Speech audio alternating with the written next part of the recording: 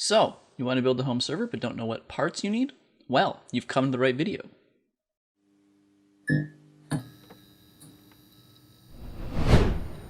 There are three main points that you want to consider when building a home server. The first, for your parts, is the price. You want to be saving as much of your money as possible, so you want to be able to get a good price for your parts. The second is power efficiency. You're going to be running your server 24/7, so you want to make sure that your components are nice and power efficient so that you can save as much money on power as possible. The third is performance. You want to make sure that your components will be reliable and be able to last a long time so you don't have to replace them. And you also want your server to not lag or be slow. A great way to get a home server is to look around on Craigslist or Kijiji to find some old gaming computers that you could use as a home server. You could also use any old parts that you have lying around or anything like that and get a really cheap home server using used parts. That's how I built my server, and it basically cost me nothing to do. The CPU is the main component of your server, so it's going to be doing most of the work. You're going to want a CPU that has a lot of cores, but having more cores will increase your price. So what you're looking for is about a quad-core, 8-thread processor from 2012 or later. Preferably, you're going to look for integrated graphics, because then you won't have to buy a graphics card later on, and that will end up saving you money. You'll also want your CPU to be relatively new. That way it'll be more power efficient and you'll be able to save money on power. And it'll have better performance than an older CPU. So your CPU age range should be no older than 2012, and preferably 2015 to 2017. And that way you'll be able to get it used for incredibly cheap. Next up is RAM. Most servers should be fine with about 4 to 8 gigabytes of RAM, but you'll want 16 if you're running more applications. For example, I have 16 gigs in my server, and I'm running a Minecraft server, a Valheim server, a Plex server, and a Nextcloud server. 16 gigabytes serves me fine. I would probably be fine with even 8, but if you want to be able to run your Minecraft server with more RAM so you can have better performance, you'll want to have more RAM. For motherboards, whatever is compatible with your CPU is good. You'll want to be able to keep this motherboard on the cheaper side, and you want to make sure that you're getting a full ATX motherboard. So that way you'll have the most expansion slots and you'll be able to add things like network cards, a GPU if you need one, or many other things. An ATX board will also have more SATA ports than a micro ATX or an ITX board, and that way you'll be able to plug in more hard drives if you ever want to add more in the future. If your motherboard is older and has a Realtek network adapter, you'll want to check to make sure that it has drivers for Linux.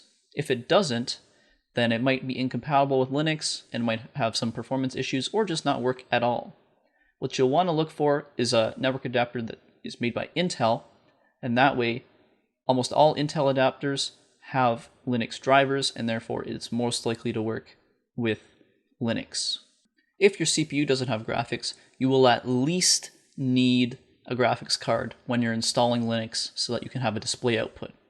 Other than that, you don't really need one. You can always just SSH into the server, which is like remote access, but it is recommended to have one in case you need to access a server direct. You'll want to look for something that's power efficient and is from the last 6 to 7 years or so. It doesn't need to be very powerful, it just needs to be able to output a display. So something like a GT 730 or a GT 210, which are about $60 new, is something that you're looking for. You'll obviously get better value just getting a used gaming graphics card. You'll have more performance, but performance doesn't really matter for graphics cards because most server applications are CPU only. For a CPU cooler, you can go with an air cooler, which is what I recommend because they're low maintenance and they have pretty good performance for their cost, which is incredibly low. For your power supply, I recommend around a 500 watt power supply, and you're going to want to look to make sure that it has an 80 plus rating, so that way that you know that your power supply will be efficient and reliable. You don't really need a stronger power supply because your graphics card should be pretty low power, so should your CPU, because you want to save on power, and you want to be able to get a cheaper power supply, which will also save you money. If you want to check how much power your system will draw in total, you can go to pcpartpicker.com and put in your parts list, and it will automatically calculate how much wattage you'll be using. For a network adapter, as I mentioned earlier, you'll want to make sure that you have a network adapter made by Intel. This doesn't necessarily have to be an Intel branded network adapter, but you will want to make sure that it has Intel chips in it. This way you know you'll be able to get drivers for it that work on Linux or Windows. If you plan on adding more SATA drives or hard drives to your system, you're going to want an LSI SAS card.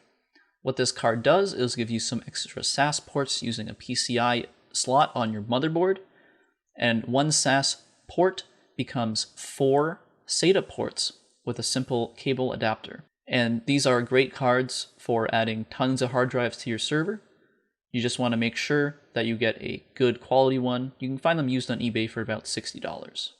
For drives, I recommend a cheap 2.5-inch SSD for your boot drive, and then a NAS hard drive for your storage. You will want a NAS hard drive for your storage because if you don't have one, it won't be designed to run 24/7 like your server will be, and so it'll break down easier and get damaged easier.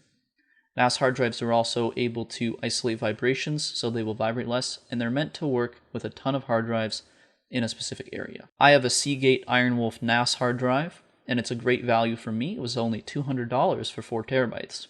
If you plan on adding a lot of hard drives, you should make sure to check the manufacturer specifications to see how many hard drives in one server you can have.